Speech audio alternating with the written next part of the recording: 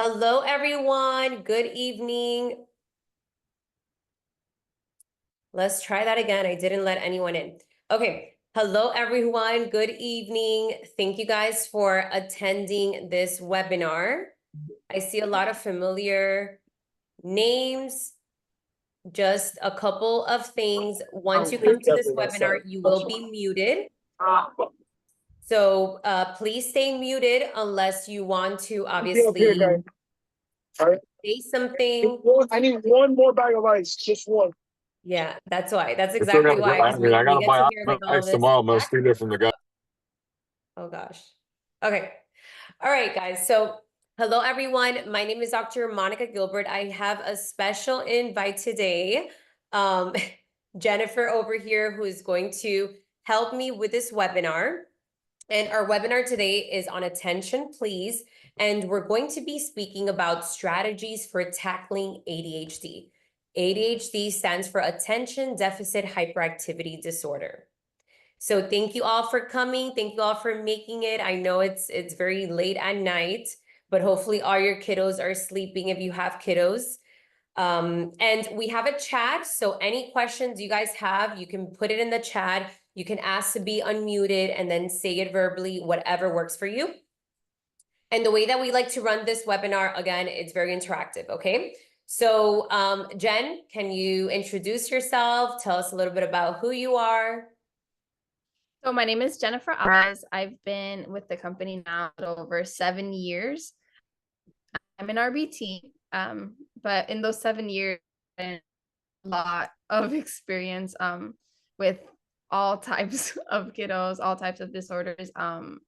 And I just wanted to give a little bit of my experience and the insight that I have, had throughout these years. All right, awesome. So I see a lot of people coming in still. Hello, everyone. Good evening. Please jot your questions down here in the chat box. Questions, comments, I love them all. I know I have a lot of teachers that come in, so I always love the perspective you guys give us because obviously you guys are there with the kiddos. So a little bit about who I am and what we do. So my name is Dr. Monica Gilbert. I am a licensed psychologist in the state of Florida, licensed mental health counselor, and I'm also board certified behavior analyst. And one of the companies that I direct is called Crystal Minds to Beginning. So here we do ABA therapy. A lot of you are familiar with ABA therapy. And we also have a sister company called Crystal Minds Psychological Services, where we do psychoeducational evaluations, psychological testing. We also do individual therapy and group therapy. Jen, who is joining me today, is also our program coordinator at Crystal Minds New Beginning, and she's in charge of all of our amazing groups that we have. So we'll talk a little bit about that. The primary population in our groups is our children, adolescents, and also adults, because we do have an adult group now with autism, but they also have comorbid diagnosis. So when I say comorbid diagnosis, it just means that they have different types of diagnoses occurring at the same time. So they may have ADHD and autism, or other types of things as well, anxiety. All right, so let's get started. So this is going to be a quick review for those of you who were here in our last webinar. By the way, we do these free webinars once a month, and we do it on different types of topics. So we did one on the symptoms of ADHD and also anxiety. So just a review, ADHD is a persistent pattern of inattention and or hyperactivity, impulsivity that interferes with functioning or development. So again, it has to interfere with the child, with the adolescent, with the adult's functioning level, right? So it has to get in the way of them socializing, of academics, of work, of whatever it is that's getting in the way of. And let's see if you guys remember. Who remembers how many types of ADHD are out there?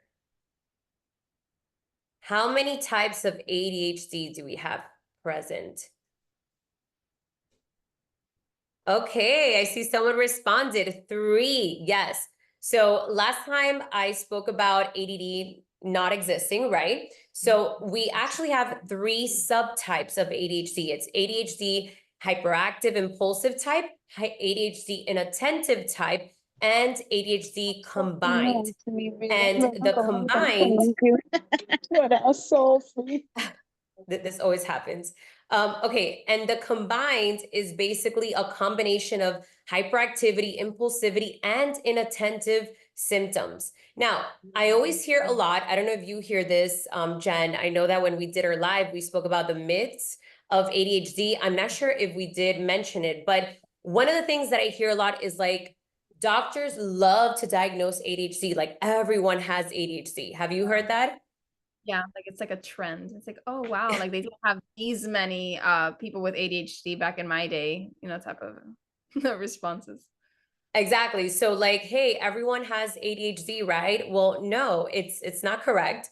You actually have to meet the criteria for ADHD. So you have to meet the symptoms for hyperactive impulsive or inattention or the combined type. And they have to be present for at least 6 months, for the past 6 months. Also, these symptoms have to be present before age 12. So I know we did a video on another one of the myths, which was like, you don't just acquire ADHD. It's not like one day you just wake up and you're like in college and you're like, oh my gosh, all of a sudden I have ADHD. That's not the way that it works. You have to have had the symptoms prior to age 12 in order to meet the criteria for the diagnosis. And then the last thing is that the symptoms have to be present in 2 or more settings. So it's not that it only happens in school, but it should also be happening at home and in different settings as well. So I think we have a question here. I have a client with a dual diagnosis, autism and ADHD, and parents refuse to medicate him for school. This Friday, his peers' parents are planning a walkout to protest his ongoing maladaptive behaviors. Oh my gosh. What do you think about this, Jen? Oh, wow. That Wow. escalated? Yeah, that's intense. So this test video. It's not. Okay, so I think I think what's important in this situation is I mean what I'm thinking about is like poor kid, right? Like who is thinking about the kid and who's assessing the kid and who's giving the kid, this help that he needs.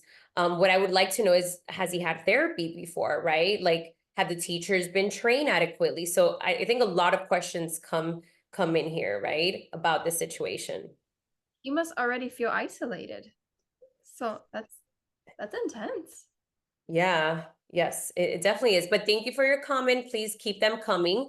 Okay, another question. I know we're just starting, but I love these questions. Do you think kids should take medication? What do you think about this, Jen? I think it depends. I've seen kids without it that have managed it, just fine with the strategies that we teach them. A lot of coping skills. It takes a lot of work, right? But it can be done without medication.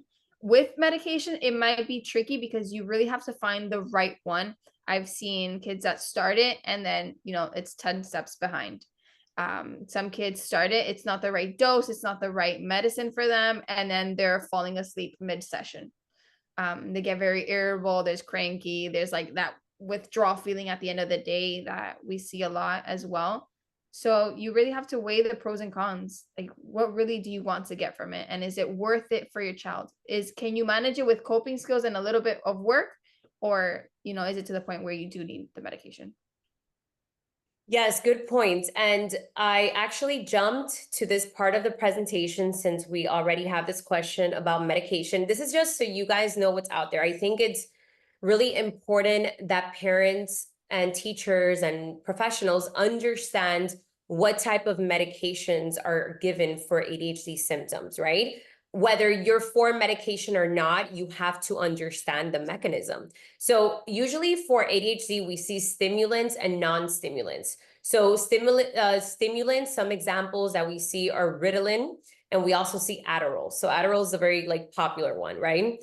And really the mechanism of these stimulants is what they do is that they increase the levels of neurotransmitters in the brain, which tend to enhance the focus and reduce some of the hyperactive behaviors. And then some of the benefits is that it's very it works really quickly. It is effective in controlling some of these symptoms, and it does improve attention and impulse control. But some considerations or potential side effects with decreased appetite. So we do see a lot of kiddos that tend to lose weight. We see this happen a lot, insomnia, and also possible misuse or abuse. Then we have non-stimulants, and these are Strattera, Intuitive, and Capvi, and Capve. And the non-stimulants target different types of neurotransmitters. So they're a little bit more specific about which transmitters that they touch. And they provide an alternative for individuals who may not tolerate stimulants. Because that's the other thing. Just because your child or you, right, the adult or the adolescent is given stimulants doesn't mean that you're going to tolerate it well.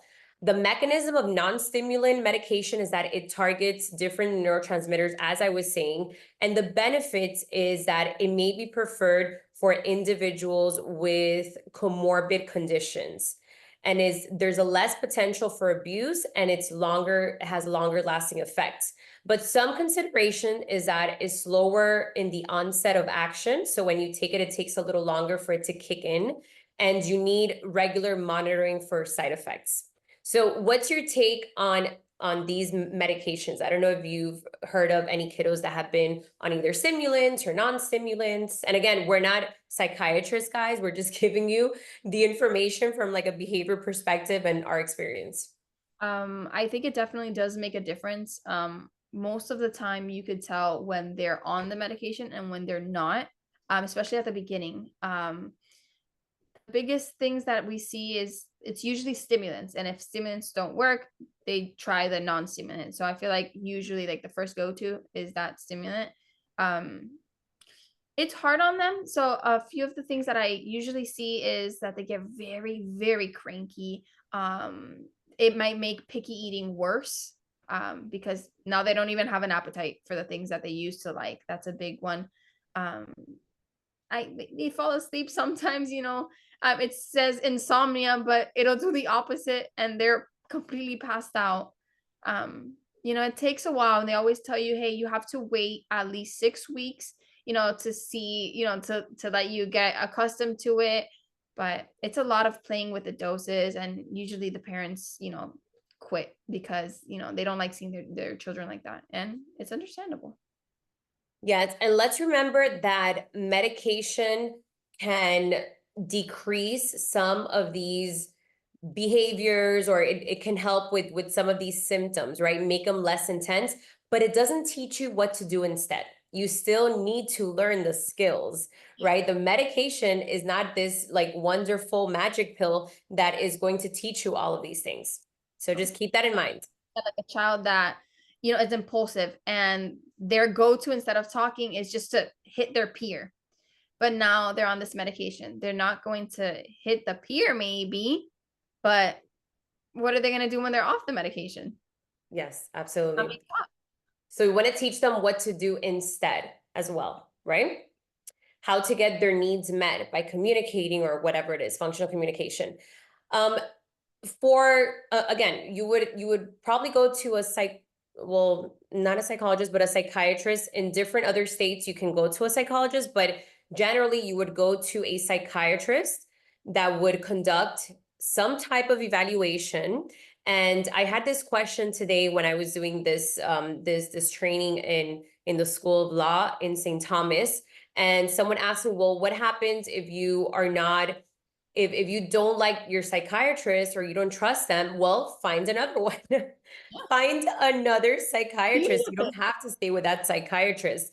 Like, this is a big deal, right? They're prescribing medication that's going to change the way that your brain activates and everything else. So definitely find someone that you do trust, because you have to trust them. And it should be an individualized plan, right? It shouldn't be like, oh, you have ADHD, this is the medication for ADHD. That's not the way it works, because ADHD, as we've spoken about, has different types of symptoms. And some people that have ADHD may have completely different symptoms than someone else who has ADHD. So it has to be a psychiatrist that is specialized in treating that.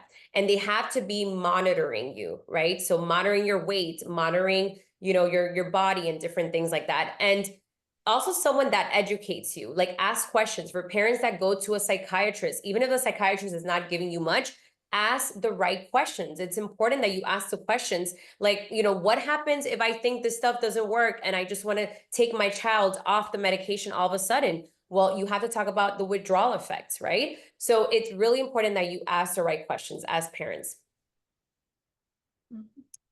Let's see, we have a couple of other questions. I think we went over this. Let's see. So is there a criteria kids have to meet after all ABA therapy treatment have been exhausted in order to start with medication? Good one. What do you think, Jen? No, you don't have to. I don't think there's like a prerequisite to starting medication. You can do it at the same time. However, I feel personally, try ABA first. Manage it. So we're trying to be as the least intrusive as possible. We'll try, ABA therapy. Give it a couple months, right? I'm sure you'll see some differences if it's at the point where hey, school is like there's absolutely nothing to do, like they're tanking everywhere else. All right, give it a go, but give everything else a shot too. Yes, and something I want to add to that is, I know this is a very controversial point, but make sure that you have the right ABA in place. Make sure, Yes. because, I think a lot of people say, well, I've already tried ABA, it doesn't work. Okay, what type of ABA treatment are you getting? Are you getting parent training? Are you do you understand what they're working on? Are you using these techniques? Because it's not just the ABA therapist coming to your house and doing all this with your child. You have to follow up as well. If not, there's no continuation. So you have to make sure that all those things are in place. And if you're at that point where you're like, okay, ABA is not working and my next step is medication, try to find another ABA place, right? Or maybe switch off the analyst or switch off the RBT. Like try one more time before just going to a more intrusive step, which is medication. And you know what? Sometimes some kiddos do need medication because they can't even stay still to learn, different techniques. That's the prerequisites. It takes them forever. Just, hey, look at this. And they're over there. They lost them. It's gone. So sometimes it does help, but you know your child and you know kind of what they can do. Yes, definitely. Okay, let's see. What else do we have? Are there any research-based natural alternatives to, I don't know about natural alternatives that are empirically based. I don't know, Jen, do you have any? I feel like that's a huge debate. A lot of the parents that we have, they go on special diets, they buy special water, they try all of these things, right? Because I feel like also medication has like a stigma around it. Oh no, like I do not want to medicate them, but maybe that is, what you have to do, right? Like it's a disorder. But I feel like if it's not, like if there's no real proof, right? You're just taking a guess. Yeah. Yeah, and remember, guys, placebo effect, right, is out there. So sometimes we think that there's an effect, but there isn't. And sometimes we're trying so many things at the same time, and we're like, which one worked? We have no idea. I personally don't think that there is a strong enough vitamin that will help ADHD symptoms or minerals. I think that, it's either like therapy or therapy with like strong medication. That's really what helps it. I don't think there's a strong enough vitamin or mineral. That's just what I've seen, right? And what I've experienced. Okay, another question. Can ADHD be outgrown or is it a lifelong condition? So ADHD, it's a neurodevelopmental disorder. This means that you're born with ADHD, basically. So it's not like you're going to not have ADHD. Like, so if you're born with ADHD, you're going to stay with ADHD forever. I always say it's like this pesky roommate that is there to permanently stay with you. So you have to learn how to deal with this roommate, is basically what you have to do, because yes, it is there to stay. However, the impairments that we see with some of these symptoms don't have to stay. We can learn how to do things differently. We can learn how to manage these symptoms. We can channel them so they work for us instead of against us. So that's what I would say about is ADHD there to stay forever. And I feel like there's a lot of like stages in life. So ADHD look very different to a 5. Maybe they really get the hang of school.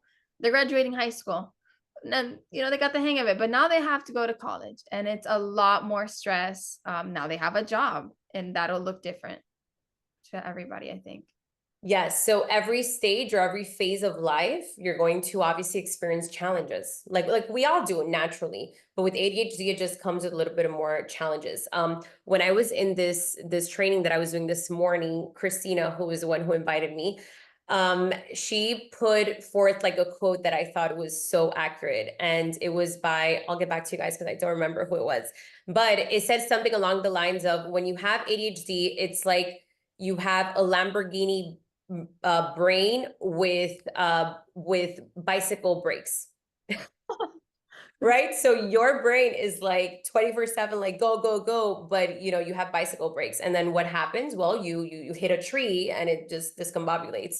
So some people talk about ADHD being a superpower, and I agree. It can be a superpower, but you have to learn how to use it. If not, like every other superpower, it's just going to blow up, right, in your face. It's not going to work out. Okay, another question. How can anxiety symptoms appear in ADHD? How is ABA different for younger children versus adolescents? Okay, so we have 2 questions there. So how does ADHD appear or how does anxiety symptoms appear for ADHD? As ADHD. I think that's what it says, right? Like maybe appear as ADHD. Like can you, yeah, let's I think what you mean by this question is when we see anxiety symptoms that they can sometimes appear like ADHD symptoms, right? So we see this happen a lot, right? So we see that, for example, in ADHD, there's a lot of like disorganization, there's a lot of like forgetting, there's this lack of focus. Now, for ADHD, that is the case. So you tend to forget important information and things like that because you're not paying attention. So if you don't pay attention, you're going to forget it. It's not going to register. Now, in anxiety, we see the same type of behavior, but it's more so because you have these intrusive thoughts. So if you're looking at the teacher and you're trying to understand what she's saying, but you have all these intrusive thoughts like, oh my gosh, did I put my keys in the freezer? Or did I do this or whatever it is, then you're not going to focus on what the teacher's saying, right? So I think the mechanism is a little bit different, but they can seem very similarly, right? And some kids, some adolescents, and even some adults get diagnosed or get misdiagnosed with anxiety disorder when in reality what they have is ADHD, or maybe they have both. Yeah. And I feel like also with ADHD, if it goes untreated, it'll cause a lot of anxiety because now you've forgotten all of your things. You're like, oh my gosh, am I good enough for this? And then that anxiety starts up. Yes, exactly. Yeah. And I spoke about this in our last webinar, and it was how, and actually, let me jump to this. We're jumping around today. So I'm going to jump to this QR code, not the mini assessment, but this QR code. Where is it? Okay, so this QR code is for our free manual. And basically, this talks about ADHD and anxiety disorder, because I think a lot of the times, just think about a child that has the symptoms of ADHD. Think about this child going into school, interacting with his peers, interrupting his peers, perhaps his peers avoiding him or avoiding her because of this, not doing well in school, feeling like they have low self-esteem. So imagine this child then growing into an adolescent and later on into an adult. There are a lot of instances where you can see them develop anxiety disorder, like social anxiety disorder, generalized anxiety disorder, right? They want to avoid people. They're going to be scared when they speak with them or speak in public because of this past history, past things that they've learned, or even like feeling bad about themselves and not being able to do it. And Jen, I know that during our live, we spoke a little bit about, I always forget the acronyms for this. What is it again? The emotional, what is it? For which one? So the emotional piece to to ADHD. So the avoidance. Oh, yeah. Oh my God. RSD, rejection Yes. sensitive dysphoria. Okay, can you tell us a little bit about what that is for people that have no idea what that is? So sometimes with ADHD comes that RSD, it's rejection sensitive dysphoria, and it's exactly what it sounds like.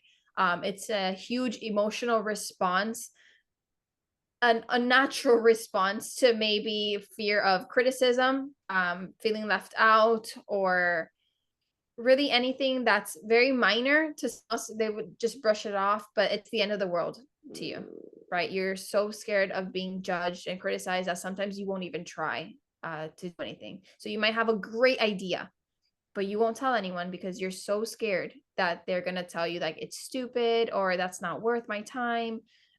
So it really impacts, your opportunities and your way of life because you're just so scared all the time. And it also might ruin some friendships that you needed because maybe they tell you, hey, you know what? Like maybe that dress, maybe you should do a different color or something. It's like, oh, how dare you? How dare you? So I guess you hate me. And then it turns into this whole thing, but it was really innocent.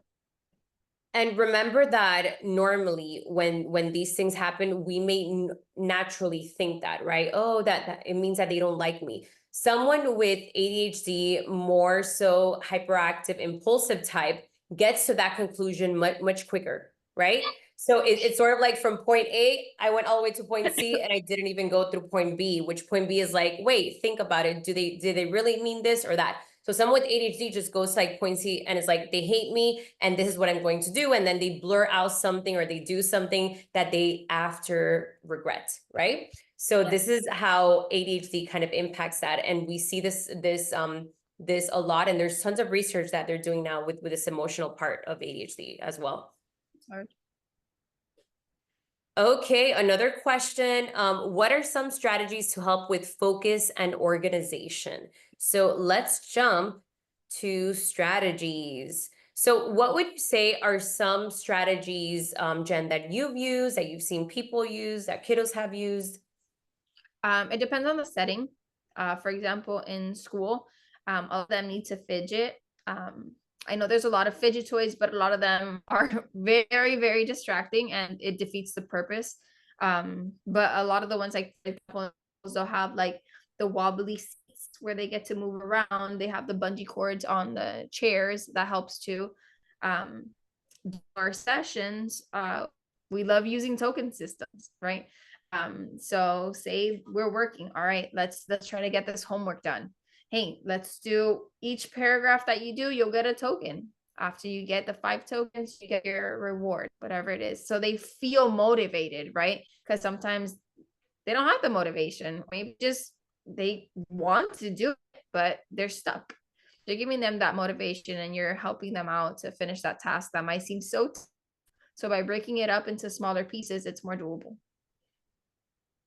And something about token system, because this happens a lot with ADHD, you have to change up the backup reinforcer. So what is the backup reinforcer? Usually a token system is like, okay, you do this, and this, and then at the end, you are given this, right? So this thing that you get at the end, the reinforcer, is that backup reinforcer.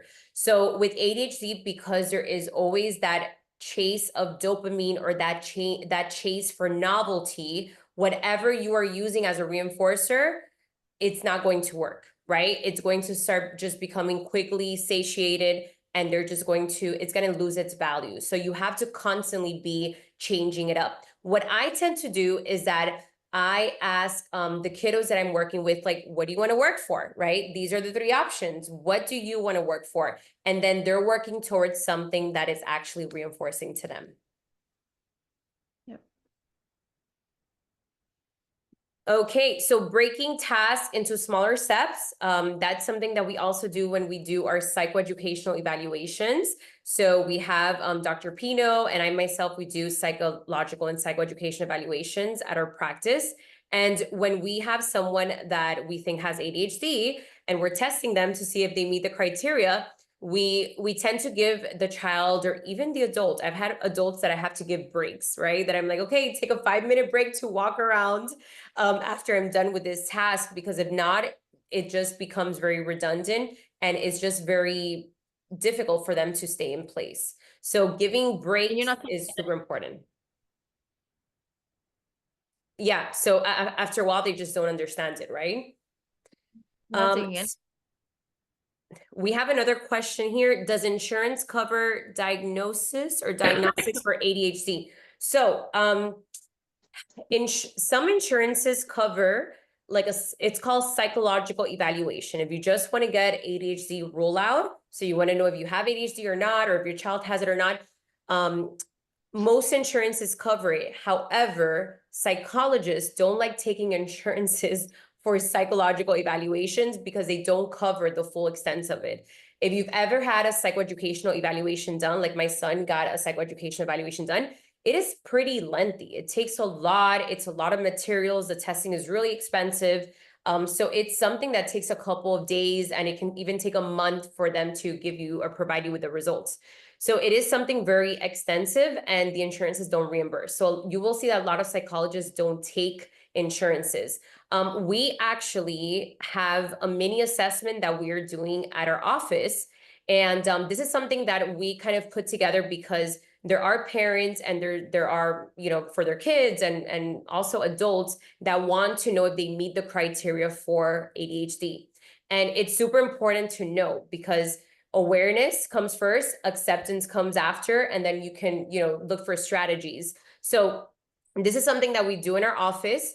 It takes about like 1 or 2 days. It's a mini assessment because it's not as extensive, so it doesn't take us very long. And the reason why we've put this together is to be able to give people the opportunity to get an ADHD rule out without having to sit through the extensiveness of the other assessment. And we do take insurance. So insurance will cover a portion of that cost. But I'll leave the QR code here in case you guys are interested in just signing up and learning more about it, and someone can contact you about that. But for the most part, insurances do, cover some type of testing. Good questions. Keep them coming. I think this is like the most questions that we've ever gotten, which is great. What are some strategies to help with focus and organization? We spoke about that. How can teachers accommodate students with ADHD in the classroom? So what has been your experience with that in the classroom? Well, starting with that question, I think that's very important. Wanting to help them, right? And not just kind of like, oh, they're so disruptive and it's like pushing them to the side. I feel find out what they need.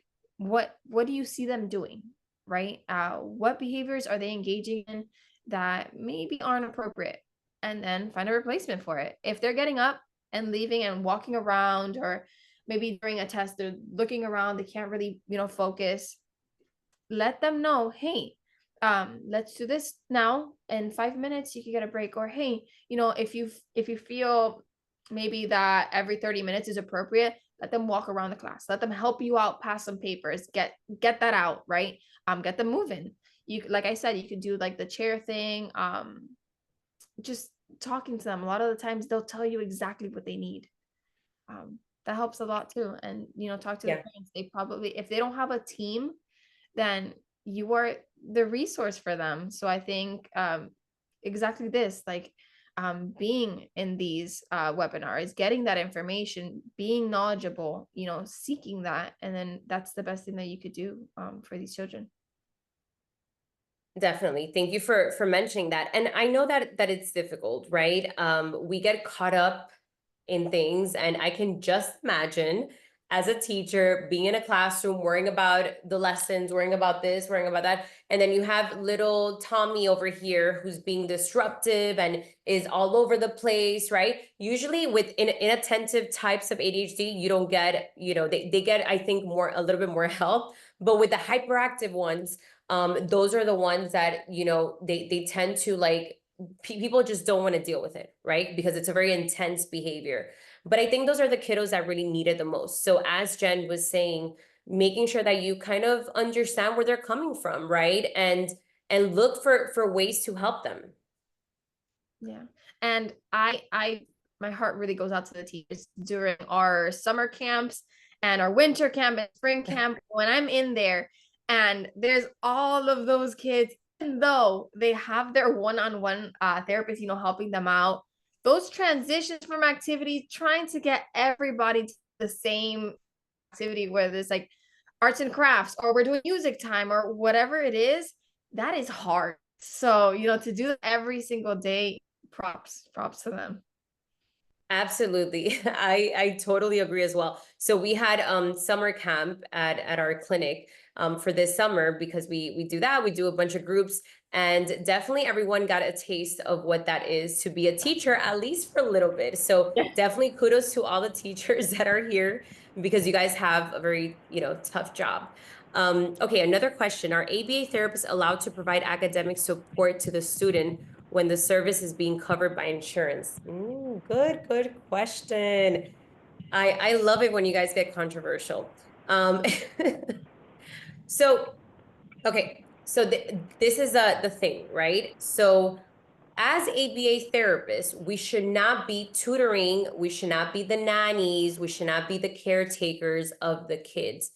More so when we are using insurance, because insurance is very clear as to what we can do and we cannot do.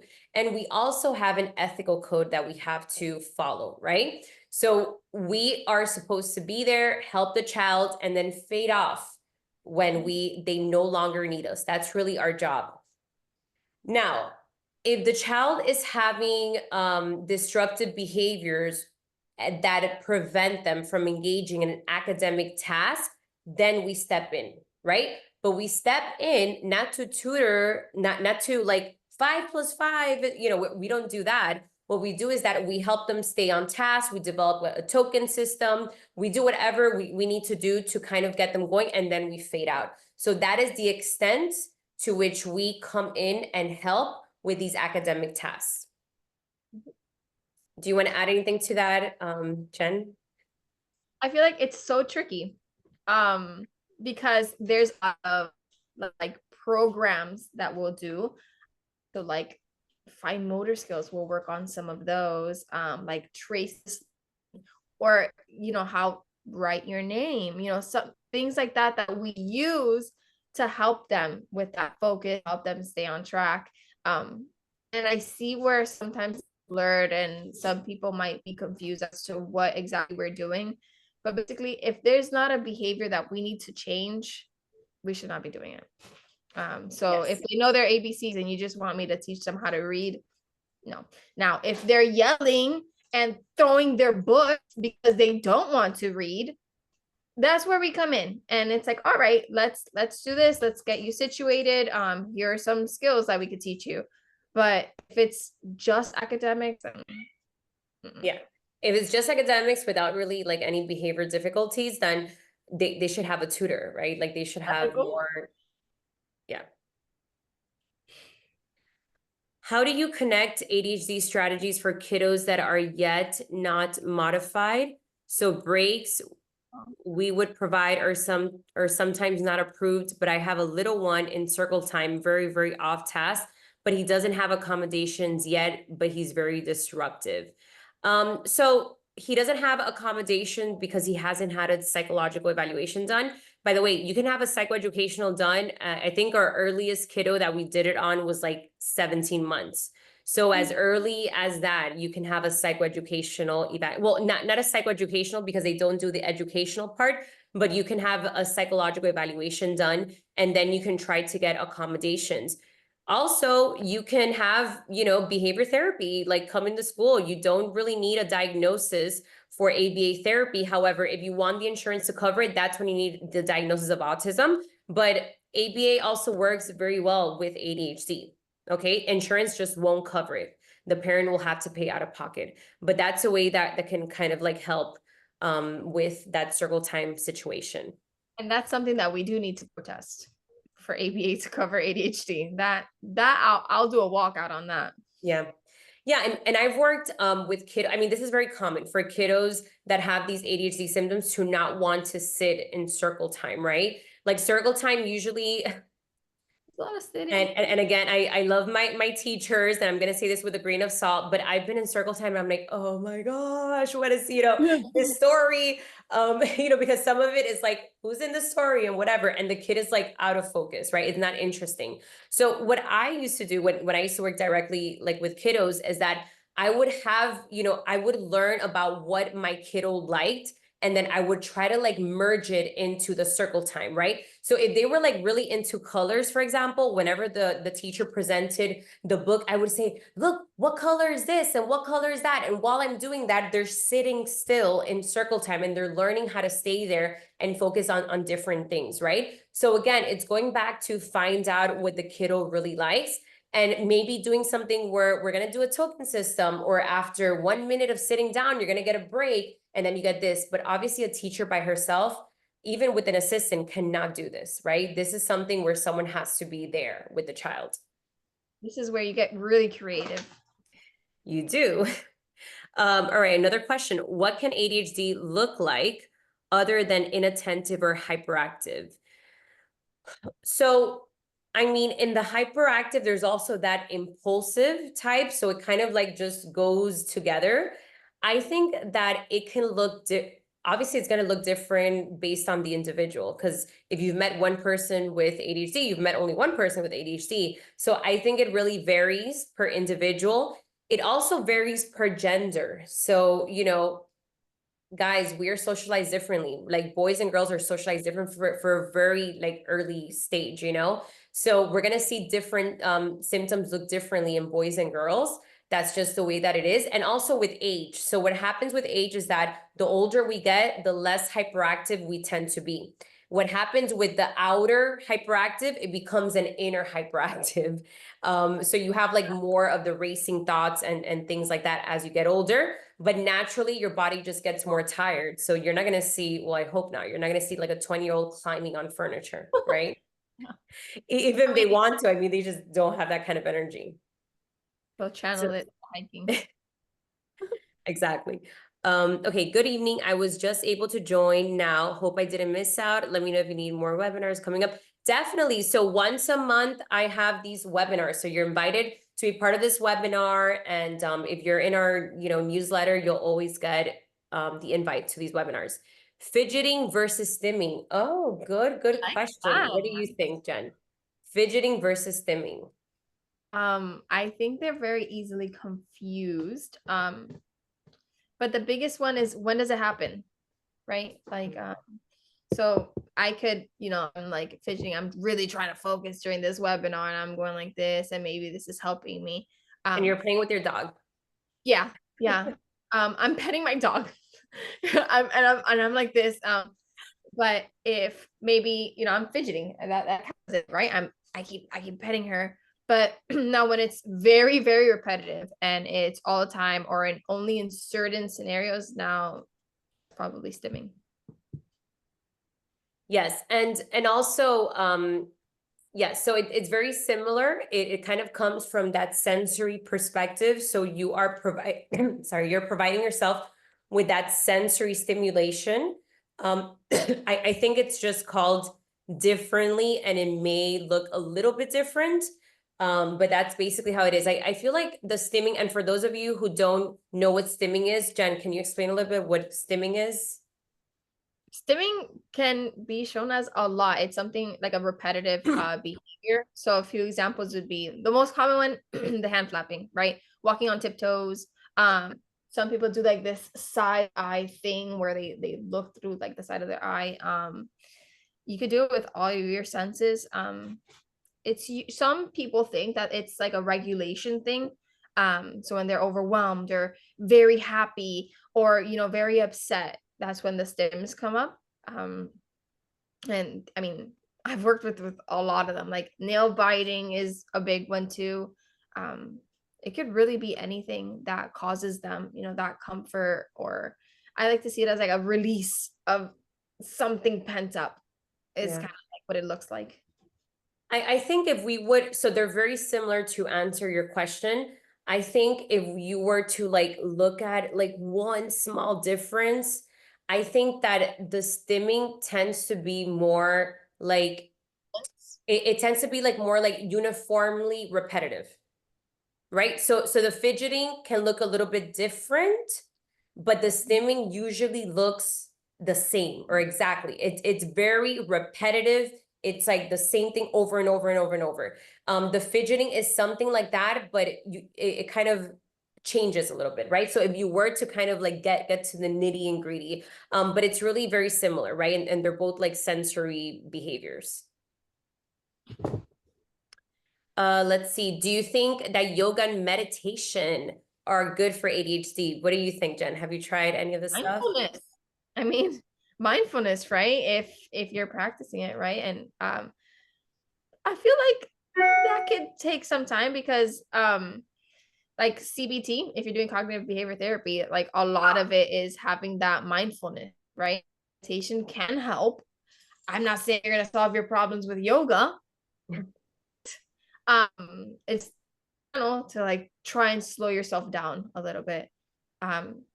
Also, I think it'll work better for adults because you kind of know what's going on and you know how to use those outlets. For a child, I feel like that maybe it might not be as effective. Right. And I would say it depends on what you're into. I like things that kind of move you more. I like more of the, I don't know, dance or like gym or running. Yeah, like something like that. For me, it helps me focus. It's, you know, but that's just me. So for some people, it may work. For others, they may have to try different things. You have to find what works for you. Do you think it's too overwhelming for a child who faces self-regulation challenges, hyperactivity, and disruptive behaviors to receive therapy outside of school in addition to have a shadow or therapist for support within the school setting? You know what is overwhelming? Going through life without help. Yeah. Yeah. I think yes, it may be overwhelming, but look at the pros and cons, right? You do it intensively and you come out with like all these coping skills and you have all this help. And it doesn't have to be overwhelming. Well, at least not for ABA. Half of the time they don't even know they're working. They're having the time of their lives while learning. So it doesn't have to be overwhelming. You have to find the right team. That's I was going to add that it depends. Like if they have a shadow, I'm not like too you know, like shadows are good, but then the child becomes dependent on the shadow, and then it all comes down to, is that shadow just like babysitting the child, or are they teaching the child what to do? So what I would recommend is maybe having a like if it's just like a shadow that they have in school, having like someone who knows about behavior like come in and train that shadow to make sure that they're doing things correctly. Because a lot of the times what I see is that there's a shadow in the school that prevents every single behavior from happening. They prevent the child from biting and all that, which is good. It's great for teachers. It's great for the other kids and all that. But it doesn't really teach the child what to do or the consequences of their action. It's not teaching the child anything. You're just kind of, you know, preventing, and it's just going to continue. And if this child is still engaging in this behavior, yes, like there has to be a therapist at home as well. There has to be a therapist everywhere until these behaviors, you know, taper down. And I feel like a good way to gauge whether what you're doing is good or not is this provider, is their main goal to not be needed, right? Or are they going to be there forever? So our main goal is for you guys to not need us. I want to not have to be there at all, right? We want them to be as independent as possible. We want them to learn everything that we teach them, so they can be as independent as possible because we shouldn't be needed. Yeah. And I think a good question that parents can or should ask, you know, your RBT therapist, whoever, you know, is what is the fade out criteria, right? If they're like, so what does this mean? Like, so what has to happen in order for you guys to finally say, okay, I'm going to decrease the hours and leave, right? It's weird for someone to ask that, but once you ask that, like a good provider will tell you, well, this is our fade out procedure. The ones that aren't and just want to stay there and, you know, just do whatever it is that they're doing are going to not even understand what you're talking about. So ask, what is your fade out plan? Because I know that ABA is not here forever. That's really, I think, a good question. Okay, we have a question. Can we look back at this meeting? Yes, you can. So this is going to be recorded. I'm going to send it to everyone who has signed up. If you haven't signed up, I'll put the link in my social media so you guys can sign up, and then you'll have access to this video so you can look back at this video. Salamander yoga. Salamander yoga. Do I that. have We heard do about that in that. the groups. Yeah. I mean, it's great, but in salamander yoga, they are moving a lot. Yeah, salamander yoga, I have used it in the past. So Jen, by the way, we have several groups that we do in our Doral office. One of them is for adults in the spectrum, so adults that are 18 and over. And you know, they had the first outing this week, which is super cool. And then her second group is on Tuesday, and it's for preteens. Some of them are in the spectrum, some of them have comorbidities like ADHD and ASD, but it's a really great group. And what are some things that you work on, Jen, that have to do with managing these ADHD symptoms? Oh man. Okay. So communication is a big one. I'm still working through it myself. Kind of not jumping in conversation, don't cut someone off. Kind of how that impulsivity might affect your relationships with other peers. And that's a big one. So they might get bullied, you know, they're put to the side, they're ignored when they try to enter a conversation because they're entering at the wrong time or they're saying the wrong thing. So we work on that. We work on that self-advocacy. So if they need a break, for example, in school, because they understand what's going on, ask for that break, right? Appropriately, right? Don't just, you know, walk out or say, hey, I'm done here. Ask for it appropriately, you know, get the help you need. A lot of the times it does affect them in every single way. A lot, we usually see it academically, but it's so much deeper than that. It affects all of their relationships, everything that they do. So we get to talk about it. I get to know all of the gossip that they have from their peers, which is pretty cool. And they have fun with it. Awesome. So if you guys are interested also in that group, just let us know. We can give you more information. But there are these support groups. And I think that for ADHD, it's important that kiddos that do meet the criteria, that they are in a support group, because first, they learn that they're not alone, right? They're not the only ones. Second, they learn that, hey, these kind of like the way my brain works can be really cool, right? Like we're all here talking and bonding about different things. And the other part of being in a group is that it also teaches them the skills that they need, and it's more normalized, right? They don't feel like they're learning these skills in an isolated way, but everyone is kind of like learning these skills together. So it destigmatizes it a Yeah, little it's bit fun, more. it's relatable, and they really do enjoy it. And I can't say any names, but we have and they talk about what's going on in school, which I love, you know, starting off with that, because a lot of the times, even if they're different ages, they have the same things going on. So, hey, you know, they did this and this, and like, oh my gosh, me too. And then we had a kiddo just yesterday. He said, it's because of my ADHD. But he was using it as a cop. So we talk about it, and it's not because of your ADHD, right? That's not enough. Let's work on it. So that's great. It opens up the conversation. Awesome. I love it. Well, there's a lot of talk here on the chat about salamander yoga. So you guys went completely like into this, which is awesome. I'm going to actually check it out. I remember I used it like ages ago.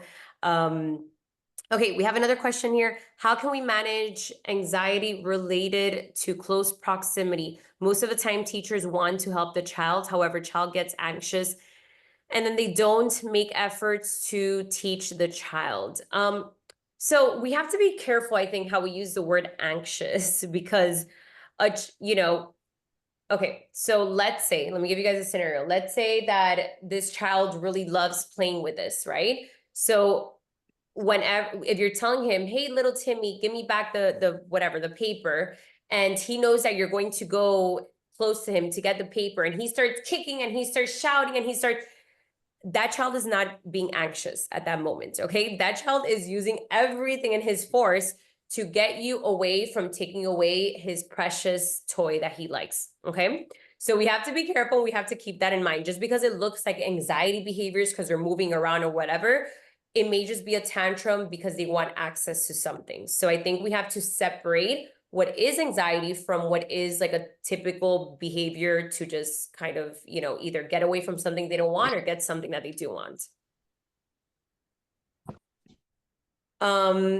Okay, and I think there was a question here also. Oh, let me see. Please share the info for those support groups. Yes, so what I'm going to do is that if you guys follow my, I mean, I have like so many links that I can't just put them all here, but if you guys follow our social media and Crystal Minds, or even my direct one, I'm going to post, you know, our information there so you can contact us. And that's the best way to join the groups. You can contact our office and even like send us a WhatsApp, and you know, we can give you more information on the groups. Jen can get on a call with you and definitely give you more information about these groups.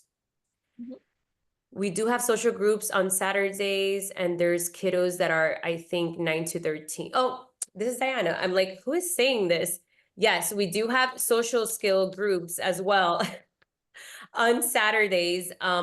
So I was like, what are you saying? But this is actually someone that works with us. Thank you, Diana. So on Saturdays, we also have 2 separate socials groups. So we have the social groups for the little ones, which is in the morning. And then in the afternoon, we have another separate social groups for those of you who can't make it on weekdays. We have that weekend as well. So we have tons of social groups. I think you guys is very interesting. Thank you, Jessica.